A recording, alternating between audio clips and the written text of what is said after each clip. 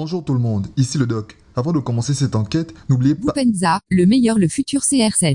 Hein? Quoi? Comment? Tu es toujours en retard, le Gabon est qualifié pour la prochaine CAN. Attends, le Gabon est qualifié pour la prochaine CAN au Cameroun. Mais pourquoi tu me l'as pas dit plus tôt? Allez, fiesta!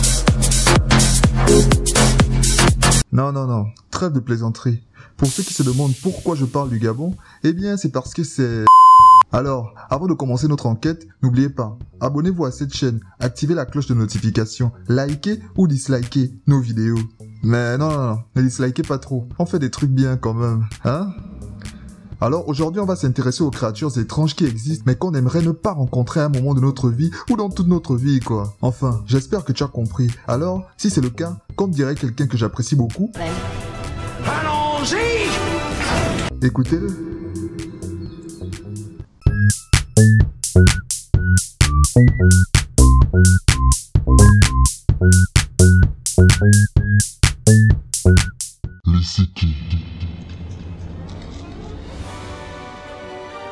Eh bien, est-ce que vous avez déjà entendu parler du Red Cape ou du bonnet rouge, ou encore plus précisément pour nous Africains, de l'Issiki? Selon plusieurs personnes, le Red Cape existe. Ce dernier se présente majoritairement comme petit de taille, avec de longs cheveux et qui est très rapide. Selon les Anglais, le Red Cape est une sorte de lutin qui vit dans les ruines et assassine les voyageurs qui ne retrouvent plus leur chemin. Il s'appelle Red Cape ou bonnet rouge parce qu'il a tendance à tremper son bonnet dans le sang de ses victimes, ce qui donne à ce bonnet sa couleur rouge. D'après certaines légendes, si le sang de son bonnet sèche, il meurt. Il est donc obligé de tuer régulièrement des gens pour rester lui-même en vie. Ah ouais, quand même. Toutefois en Afrique, cet être vit derrière les habitations, surtout dans les bananiers, et ne tue que si on le voit. La seule solution pour rester en vie est de s'emparer de son peigne qui retient sa longue chevelure. Ainsi, la bonne nouvelle, c'est que bien évidemment, vous avez désormais un nouveau peigne. Mais aussi que vous pouvez à présent lui demander tout ce que votre cœur désire, car il viendra réclamer chaque jour son accessoire de beauté. Mais attention, il ne faudra pas le lui remettre parce que ce serait signer votre arrêt de mort, quoi. Voilà. Le feu follet. Imagine qu'il se produit une coupure de courant chez toi, et pour prendre l'air, tu sors et tu t'assois à ta terrasse pour admirer le ciel et ses étoiles. Mais là, tu vois une chose étrange, une boule de feu qui reste immobile dans le ciel. En fait, tu ne remarques pas dès le moment où tu la vois, mais c'est seulement quand cette boule disparaît à la vitesse de la lumière que tu restes stoïque. Et oui mon cher, tu viens de voir ce que l'on appelle un feu follet. Chez nous au Gabon, cette expérience prouve qu'un individu a quitté son enveloppe corporelle pour voyager d'un point A à un point B. En fait, ce que l'on voit de lui, c'est son âme. C'est une pratique de sorcellerie et elle n'est pas très appréciée. Cependant, ce phénomène est expliqué dans d'autres contrées, notamment en France. Pour eux, ils le définissent comme un phénomène lumineux que l'on observe dans les cimetières ou les endroits marécageux, qui peut soit être de couleur bleue, jaune ou vert. Sa taille peut être celle d'une flamme de bougie ou celle de la tête d'un homme. Elle fait des mouvements de va-et-vient et émet des scintillements. Lorsque vous vous en approchez, elle se déplace. Et si vous reculez, elle vous suit. De plus, on peut les visualiser partout dans le monde, uniquement la nuit, et ils ne présentent aucun danger. Ils expliquent ce mystère par la science. En effet, le feu follet est causé par l'oxydation. PS, lorsqu'un atome perd des électrons en fait. Donc, oxydation de la phosphine, en parenthèse pH3, du diphosphate, en parenthèse P2H4, et du méthane, CH4. Oui, t'es pas le seul. Même moi, j'y comprends rien à ce charabia. En fait, ce sont des composés chimiques qui se créent lorsqu'un organisme se décompose. Ils peuvent engendrer des émissions de photons. En gros, des particules de lumière, quoi. Les mélanges de phosphine et de diphosphate s'enflamment subitement au contact de l'oxygène qu'il y a dans l'air. De petites quantités seulement peuvent mettre en feu le méthane parce que ce dernier est bien plus dense. Et c'est ce qui crée un feu follet. Bref, chacun a sa théorie, mais nul doute que ce phénomène fait froid dans le dos, hein, n'est-ce pas? La chouette ou le hibou? Vous me direz sûrement pourquoi la chouette. On l'a tous vu et y a rien de si spécial. Et bien que vous êtes naïf, imagine-toi rentrant d'une soirée bien arrosée, tard le soir, et dans la nuit noire, un hibou te fixe droit dans les yeux, accroché à ton manguier. Le lendemain, il est toujours là et ne bouge pas, ses yeux toujours braqués sur toi. Et là, tout d'un coup...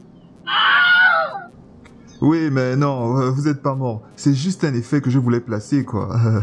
Ouais. En effet, ce rapace a toujours été décrit comme l'oiseau des ténèbres. Ils ont été associés par exemple dès l'Antiquité au monde de la nuit et de la mort. En Mésopotamie, région historique du Moyen-Orient, célèbre grâce à son histoire antique, ceci représente la déesse Lilith, la reine de la nuit, fréquemment accompagnée de chouettes ou qui prend la forme de ces rapaces. Et selon Wikipédia, la Lilith hébraïque est même diabolisée et réduite à un oiseau de nuit qui vient tourmenter les vivants, dévorer les jeunes enfants et s'accoupler avec les hommes pour donner naissance à des multitudes de démons. Alors avec tout ça, vous allez pas me dire que la chouette c'est un enfant de cœur, non, comment dire, un rapace de cœur ou une rapace, bref, vous avez compris. Dans les mœurs africaines, cette créature est signe de mauvais augure, surtout quand on n'en voit pas souvent, et pour aller plus loin, certains disent que les êtres humains pratiquant la sorcellerie seraient capables de se transformer en ces rapaces afin d'espionner leur proie.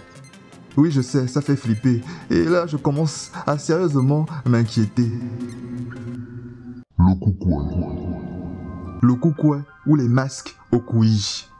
Depuis mon enfance, j'ai toujours été effrayé par ce déguisement, par ce masque je dois dire, leur manière de danser, l'atmosphère qu'il y a autour de ça. Et en plus, il paraît que c'est un esprit qui danse à l'intérieur et qu'un seul de ses coups pourrait rendre fou n'importe qui. Selon la tradition, les masques au couillis sont des masques gabonais utilisés dans la tribu Miéné. En parenthèse, bien évidemment, c'est le Gabon. Ce sont des masques utilisés pour accompagner les funérailles ou les retraits de deuil. Ce sont en gros des masques d'ancêtres qui expriment la sérénité de leurs anciens, qui les protègent et les conseillent depuis le royaume des morts. Eh bien, même à travers leur signification, on a un peu les chocottes, qui aimeraient se retrouver nez à nez dans un coin sombre avec ce masque, immobile, te fixant et approchant en esquissant des pas de danse endiablés. Personne. Si tu lèves la main, c'est que t'es le roi des sorciers. Et si on finissait en beauté, avec la créature qui me rappelle vachement une autre de mes vidéos, eh bien tiens, voici le moment idéal pour vous dire d'aller regarder cette vidéo. Alors oui, vous avez compris, personne n'a vraiment envie de croiser une sirène ou un sirois. C'est le masculin de sirène, pareil. Mais bon, si on écrivait sirène, je comprendrais le terme sirois. Mais on écrit sirène, et sirène, ça ne peut être le féminin de roi, parce que le féminin de roi, c'est ce reine-là, et non ce reine-là. Et donc sirois... J'arrive à temps pour couper le micro, ne me remerciez pas. Désolé. Alors la Sirène. créature légendaire, mais en qui certains croient dur comme fer et dont d'autres même affirment déjà l'avoir vue, est une femme mi-humaine, mi-poisson. En gros, au niveau de son bas-ventre, il n'y a plus rien d'humain. À la place, il y a une queue de poisson. Certains disent qu'en croiser serait dangereux parce que le simple fait de voir un être aussi différent changerait notre vision du monde et nous plongerait dans la folie pure et simple. De plus, elle serait dangereuse et afin de garder son secret, elle tenterait de t'entraîner dans les profondeurs de la mer. En Afrique, certains disent qu'elle est invoquée afin de permettre à des individus d'avoir la richesse en contrepartie d'une chose qui leur est chère. La sirène, bien qu'extrêmement belle, est un esprit dangereux à ne surtout pas rêver voir ou tenter de rencontrer. Mais bon, si tu as quand même envie de la voir, s'il te plaît, après la rencontre, envoie-nous une photo. Ou pas. Non, c'est bon.